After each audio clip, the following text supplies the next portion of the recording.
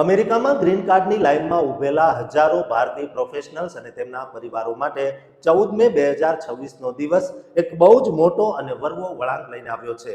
અમેરિકાના state department દ્વારા જૂન 2026ના visa બુલેટિનની જાહેરાત કરવામાં આવી છે, જેણે હજારો લોકોની ઊંઘ ઉડાવી દીધી છે અને જે સપનાઓ સાકાર થવાની અણી પર હતા તેના પર પાણી ફેરવી દીધું છે.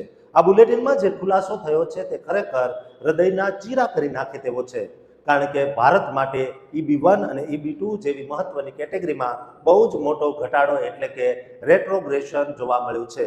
સૌથી મોટો ઝટકો EB2 ઇન્ડિયા કેટેગરીમાં લાગ્યો છે, જેની પ્રાધાન્યતા તારીખ એટલે કે પ્રાયોરિટી ડેટ સીધી 10 મહિના પાછળ ધકેલાઈ ગઈ છે.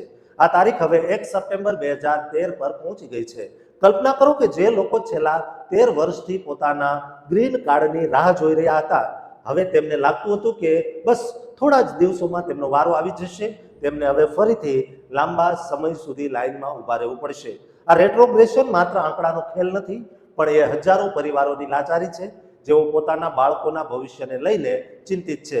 EB2માં 10 મહિના પાછળ જવું એ આખા ઇમિગ્રેશન ઇતિહાસમાં એક બહુ જ મોટો આંચકો માનવામાં આવે છે.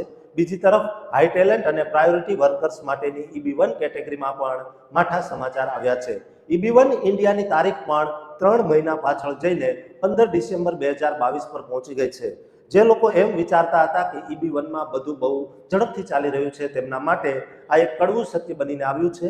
રેટ્રોગ્રેશન ત્યારે થાય છે જ્યારે ગ્રીન કાર્ડની માંગ તે વર્ષના કોટા કરતાં બહુ વધી જાય છે અને વિઝા ઓફિસર્સને તારીખ પાછળ ખેંચવાની ફરજ પડે છે.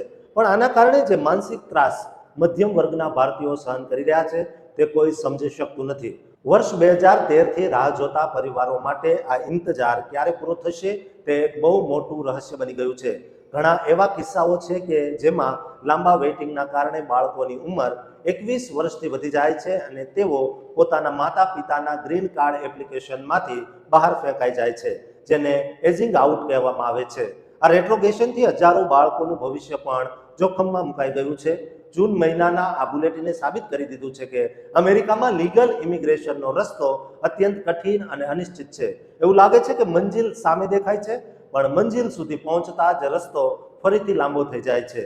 આ ફેરફારોથી માત્ર H1B ધારકો જ નહીં, પણ તેમના જીવનસાથીઓ જેઓ H4 વિઝા પર કામ કરે છે તેમના પર પણ અસર પડશે. 2013થી 2026 સુધીનો આ 13 વર્ષના લાંબા ગાળામાં જે લોકોએ પોતાની જિંદગીના શ્રેષ્ઠ વર્ષો અમેરિકાની પ્રગતિમાં આપ્યા છે, તેમને આજે ન્યાય મળવાને બદલે માત્ર તારીખો જ મળી રહી છે.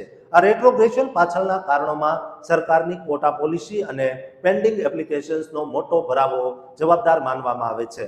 પણ સવાલ એ છે કે શું લાયક પ્રોફેશનલ્સને આટલો લાંબો સમય અધરતાલ રાખવા તે વાજબી છે? EB2ની તારીખ 10 મહિના પાછળ જવી તે સંકેત આપે છે કે આવનારા સમયમાં પણ લાઈન બહુ લાંબી રહેવાની છે અને ગ્રીન કાર્ડ મળવું એ એક લોટરી જેવું બની જશે. આ માહિતી દરેક તે વ્યક્તિ માટે બહુ જ મહત્વની છે જે EB1 કે EB2 લાઇનમાં ઊભા છે.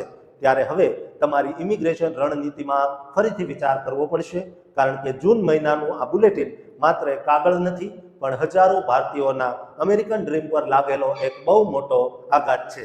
દોસ્તો, વિઝાની લાઇનમાં ઊભેલા અને અમેરિકામાં વસતા તમામ ગુજરાતીઓ ભારતીયોને આ વિડીયો શેર કરજો અને એમને કહેજો કે હજુ તમારે થોડો લાંબો ઇંતજાર કરવો પડી શકે છે. દોસ્તો, આ ચેનલને સબસ્ક્રાઇબ કરવાનું પણ ચૂકતા નહીં.